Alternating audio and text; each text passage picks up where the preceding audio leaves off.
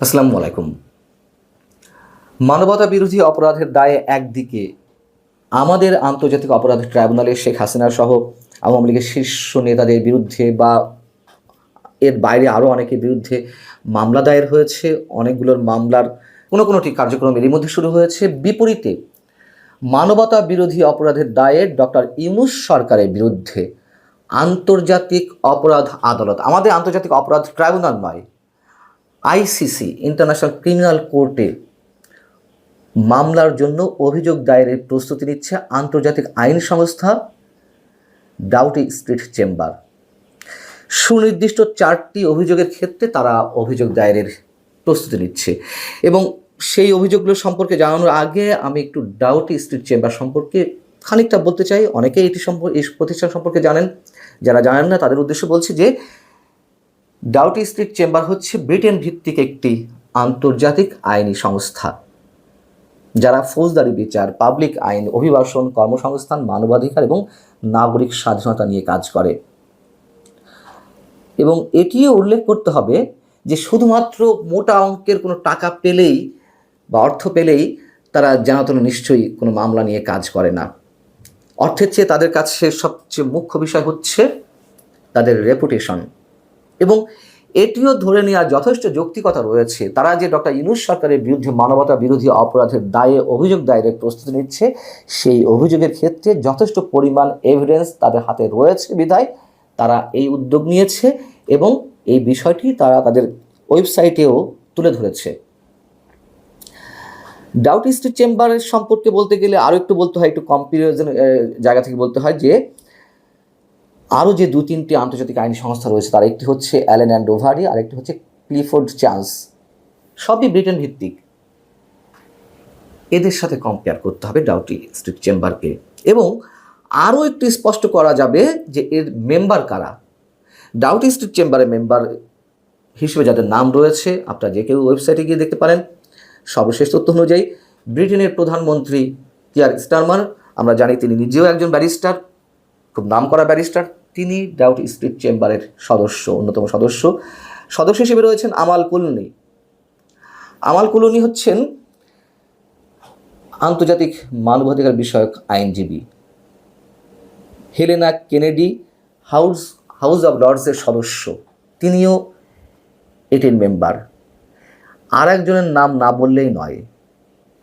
Doughty street চেম্বারের ভারে কি বুঝতে গেলে অবশ্যই নামগুলো উচ্চারণ করতে হবে। আরেকজন যিনি রয়েছেন জেনিফার রবিনসন, যিনি বিশ্ববিখ্যাত যে তথ্যভিত্তিক প্রতিষ্ঠান সারা বিশ্বকে তাক লাগিয়ে দিয়েছিল উইকিলিক্স, এবং উইকিলিক্সের প্রতিষ্ঠাতা জুলিয়ান অ্যাসাঞ্জের পক্ষে দীর্ঘদিন আইনি লড়াই চালিয়ে আসছেন। এই হচ্ছে ডাউটি স্ট্রিট চেম্বার সম্পর্কে মোটামুটি সংক্ষেপে বলা। এখন ডাউটি স্ট্রিট চেম্বারের ওয়েবসাইটে যেটি বলা হচ্ছে যে ইন্টারন্যাশনাল ক্রিমিনাল কোর্ট, নেদারল্যান্ডের হেগে যেটি অবস্থিত, সেই আইসিসির সংবিধি বা রোম স্ট্যাটিউট এর যে 15 অনুচ্ছেদ তার অধীনেই তারা এই মামলা করার প্রস্তুতি নিয়েছে ডক্টর ইউনূস সরকারের বিরুদ্ধে। যেখানে যে 4টি সুনির্দিষ্ট অভিযোগ এখানে তুলে ধরা হয়েছে বা ধারা আমরা বলতে পারি, তার মধ্যে প্রথমটি হচ্ছে, এখানে বলা হচ্ছে, এখানে যা লেখা রয়েছে আমি হুবহু বলছি। 8 আগস্ট 2024 সালে ডক্টর ইউনূস বাংলাদেশের ক্ষমতা গ্রহণের পর থেকে সাংবাদিক, পুলিশ কর্মকর্তা, সংখ্যালঘু এবং প্রাক্তন সরকারি দল আওয়ামী লীগের সাথে যুক্ত ব্যক্তিদের বিরুদ্ধে বিনা উস্কানিতে অসংখ্য সহিংস আক্রমণের ঘটনা ঘটেছে। 2 হচ্ছে হত্যার অভিযোগে, মিথ্যা ফৌজদারি অভিযোগে নির্বিচারে কারাগারে আটক রাখা হয়েছে অনেককে, বিশেষ করে সাংবাদিকদের।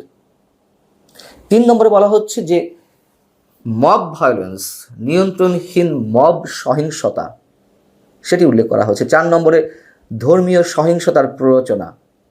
এই অভিযোগগুলোর জন্য দোষীদের বিচারের আওতায় আনার জন্য বাংলাদেশে কোনো পদক্ষেপ নেওয়া হয়নি। যারা মব ভায়োলেন্স করছে, যারা ধর্মীয় সহিংসতা ছড়াচ্ছে, সে সম্পর্কে এখানে মন্তব্য করা হয়েছে।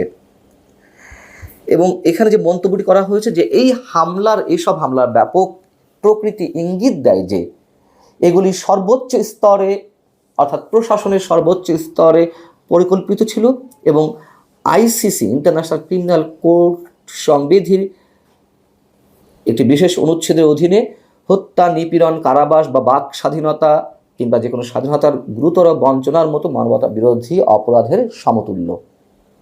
এগুলো হুবহু তাদের ওয়েবসাইটে যে তথ্যগুলো তুলে ধরা হয়েছে, যেই শব্দগুলো এখানে ব্যবহার করা হয়েছে, আমি জাস্ট তার ইংরেজির বাংলাটি করলাম।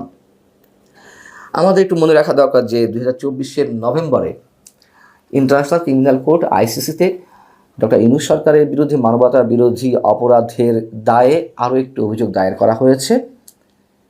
কিন্তু সেটির তুলনায় ডাউটি স্ট্রিট চেম্বারের যে উদ্যোগ, সেটি নিঃসন্দেহে অনেক গুরুত্ব বহন করে। তার কারণ ওই মামলাটি করেছিলেন সিলেট সিটি কর্পোরেশনের সাবেক মেয়র আনোয়ারুজ্জামান চৌধুরী। কিন্তু এই মামলার সাথে ডাউটি স্ট্রিট চেম্বার যে মামলা করতে যাচ্ছে বা অভিযোগ দায়ের করতে যাচ্ছে, সেটির মধ্যে আকাশ আর পাতাল পার্থক্য। এটি ব্যক্তি পর্যায় থেকে করা হয়েছিল, আর এটি একটি আন্তর্জাতিক আইনি সংস্থার পক্ষ থেকে করা হচ্ছে।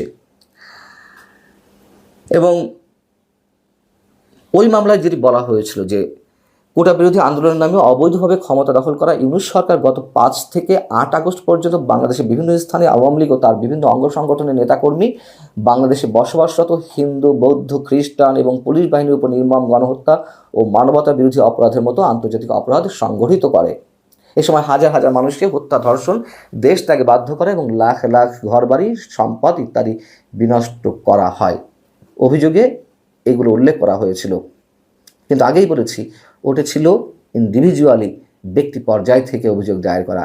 এবং আন্তর্জাতিক অপরাধ আদালত যেগুলো আমলে নেয়, আমাদের মনে রাখা দরকার, উল্লেখ করা দরকার, যথেষ্ট তথ্য প্রমাণ উপাত্ত না থাকলে তারা সেটি মামলা করার নির্দেশ দেয় না। ডাউটি স্ট্রিট চেম্বার যে উদ্যোগটি নিয়েছে, আমি আগেই বলেছি, তারা খুব ভালো করেই জানে যে কী পরিমাণ তথ্য উপাত্ত তাদের হাতে থাকা দরকার, এবং নিশ্চয়ই সেই তথ্য প্রমাণ তাদের হাতে রয়েছে বিধায় তারা সেভাবে এগোচ্ছে। এবং একটি বিষয়কে কেস স্টাডি ধরে তারা তাদের ওয়েবসাইটে উল্লেখ করেছে। যেমন সেখানে বলা হচ্ছে শাহিন আলম নামের একজন, তিনি যে বা তার যে অভিযোগ, তার ছোট ভাই ডক্টর ইউনূস ক্ষমতা গ্রহণের পর তার অনুসারীরা এই শাহিন আলমের ছোট ভাইকে হত্যা করে, তার আগে অপহরণ করে। মিস্টার আলম যেটি ডাউটি স্ট্রিট চেম্বারকে জানিয়েছে যে আমার ভাইকে একটি অর্থহীন আক্রমণে নির্মমভাবে হত্যা করা হয়েছে। সাম্প্রতিক মাসগুলোতে বাংলাদেশ আইন শূন্যতা অবস্থায় নেমে এসেছে, পরিচিত সন্ত্রাসীদের কারাগার থেকে মুক্তি দেওয়া হয়েছে এবং মৌলবাদী গোষ্ঠীর সদস্যদের ক্ষমতার আসনে বসানো হয়েছে। আমি আমার ভাইয়ের জন্য ন্যায় বিচার পেতে এবং দায়ীদের জবাবদিহি নিশ্চিত করতে দৃঢ় প্রতিজ্ঞ। আমার ব্যক্তিগত কোনো মতামত নেই। ডাউটি স্ট্রিট চেম্বার যা বলেছে সংক্ষেপে আমি সেগুলো তুলে ধরলাম। আমাদের অবস্থান কোথায় গিয়ে দাঁড়াচ্ছে শুধু আমরা সেটাই বলতে পারি। আল্লাহ হাফেজ, ভালো থাকুন সবাই।